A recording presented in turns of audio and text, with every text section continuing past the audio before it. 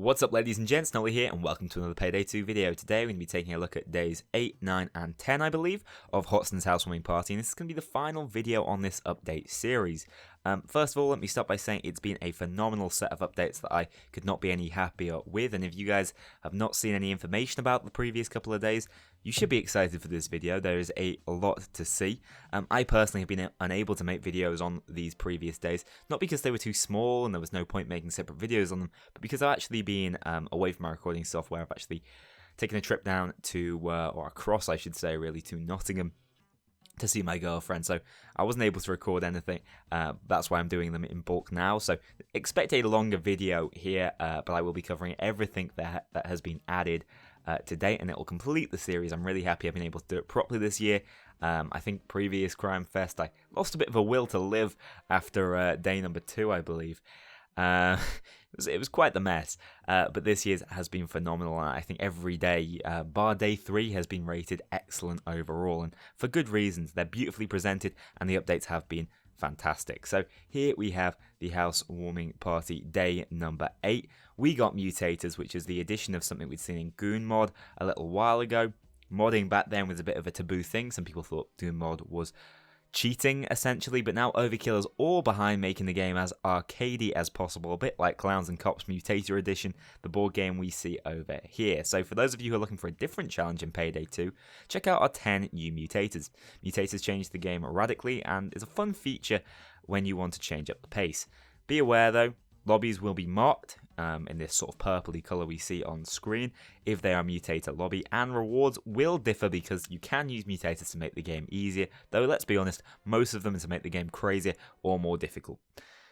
Let's actually run through all the mutators, starting off with Hydras. I'm going to run through it as quickly as possible, but do keep in mind, as Overkill mentions here, mutators can affect your performance. I think this Hydras one is an example of one that could, because every time you hit those enemies, they double. But if I'm honest, from all the modding I've done within Payday 2, Payday the engine tends to not struggle with numbers of enemies on screen at all. You may get crashes. I'm not sure whether that will happen eventually, but from what I've seen, it seems actually reasonably well optimized, I should say, which is why I was quite happy to see Mutators getting an official ad. So no, I don't expect there to be massive performance drops, but of course, Overkill is correct in mentioning there's some potential. So Hydras will split the enemies into 2 weaker enemies. You can actually set it. These options are all very, very customizable, between 1 and 4 splits, or they'll stop splitting, I believe, when they go down to the weakest possible enemy they can.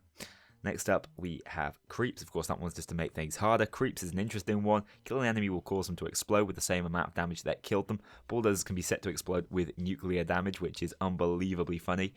I'm a massive fan of this one. Obviously, it'll generally make the game easier for you, but explosions are always a load of fun to mess around with, and especially if you're combining this with something along the lines of Hydras, so there's more enemies on the field. Getting those enemies to spawn and then blowing them up is a very satisfying way to deal with them. Friendly Fire is awesome, generally made to make heisting more difficult or potentially even more realistic, though explosives will not damage teammates for their sort of true damage, because they obviously already can. Friendly Fire has been around in mod form for a very long time. It's good to see it getting an official ad because you can 1v1 each other, and while Payday does not really have the perfect engine for it, it can be loads of fun to mess around with. And the YouTuber Beecroft, the guy's doing fantastically recently. He's had a massive spike in viewership, and for all the right reasons. He's really interesting to listen to. He's got a fantastic voice for this, and he's brilliant at Payday. So hats off to him, and hats off to his video that showcased a bit of a 1v1 you can do, and I'm really glad that Overkill has added this, because you're now able to do, a 2v2 little tournament, and that'll be fun to mess around with. Because of training, comically named, of course, will mean that enemies spawn with more or less health, depending on the multiplier you set it to. It can make the heist basically impossible or very, very easy. Can be fun to mess around with alongside other mutators, I would say. The alternate arsenal will, it's similar to the previous one, the because of training. It's just that instead of you increasing the amount of health enemies have, you actually change their damage. So you can make them barely hit you at all, which could be great for me making some very interesting videos in the future. Or you can make them do ridiculous damage and one-shot you. Clone Army. First of all, these Mutators, just before I get any further, it's going to completely change up the dynamic of builds and testing builds and playing around with different builds in the game. I emphasized a lot over the course of this video, these sets of videos I should say, that a lot of replayability has been added through Hoxton's Housewarming Party, and I think Mutators are a real tip of the iceberg here.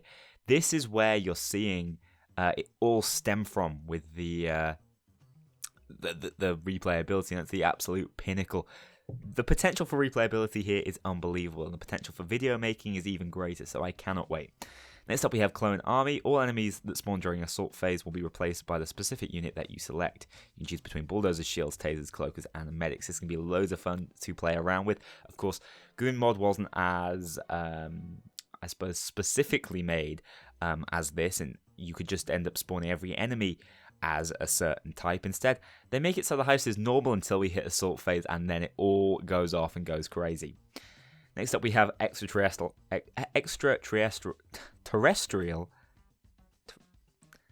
Yes, I think I said that correctly. It's not that hard a word. Heisters, which is one of the ones that can definitely cause you some computer lag issues. It's a silly one.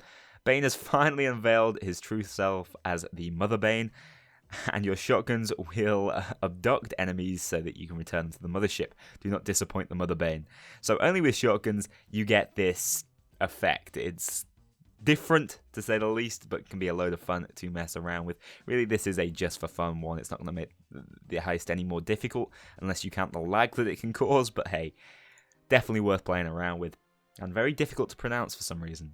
BFFs, all normal enemies during assault waves are replaced with medics, and all special units are replaced with bulldozers. This makes assault waves probably even harder than Clone Army can. It's a really good idea, I think, if you're really trying to challenge yourself on the hardest difficulty. Make your assault waves, these BFF waves, they are nigh on impossible unless you've got the top tools to deal with bulldozers, which of course have also been buffed over the course of this 10-day update series. Overdosed, all bulldozers are equipped with a shield to protect themselves. Alright, have fun with this one. Let's hope you have a sniper to penetrate that, because this basically makes a number of your weapons completely useless. Hurt Me More is another one of my personal favourites. Whenever a cloaker charges and kicks someone, they will apply a secondary effect. You can choose between Fire Trap, Explode, Smoke Bomb, or Random. So, obviously Smoke Bomb is the least harmful, but can cause you issues even in reviving the player. Fire Trap makes it very difficult to revive the player, and Explode can allow one single cloaker to wipe out the entire team if you're overly grouped. Really like this one. It's loads of fun to play around with, and I definitely would recommend this to be attached to any of these other mutators. But this is a definitely must pick up. I think it can be loads of fun to play around with, making cloakers even more obnoxious. And of course, body count limit has had to be added. A new slider has been added to the advanced video options that lets you choose how many corpses are visible at the same time. When you've reached that point at a house where you've reached the point in a house where you ask yourself, what have I done? You've got the right setting. So as you can see, you've got normal, increased, high, very high, ultra. I'm going to be playing on ultra. Do keep in mind this can also cause you frame drop issues, especially with some of the ragdoll physics. But if you play on ultra with some of these mutators on, you're going to have a very ridiculous, arcadey feeling Payday that is an absolute blast to play. And, you know, including the fact you can now 1v1 your mates with friendly fire. I absolutely adored day 8. I actually think it might be my favourite day overall. Next up, we have the brand new weapon to cover, though.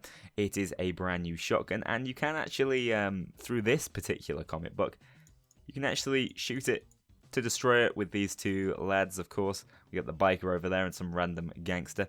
Everyone is going at the pinata, but this is a dozer pinata. It'll take a special weapon to break it, and that is, of course, the brand new shotgun.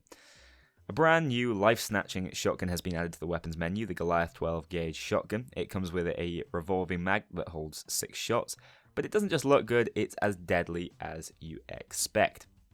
So, it's a beautiful looking model first and foremost, but it's of course that sort of semi-auto type of shotgun. 5 shots in the revolving mag, a decent amount of ammo, decent rate of fire of course as well, with that kind of magazine size as base.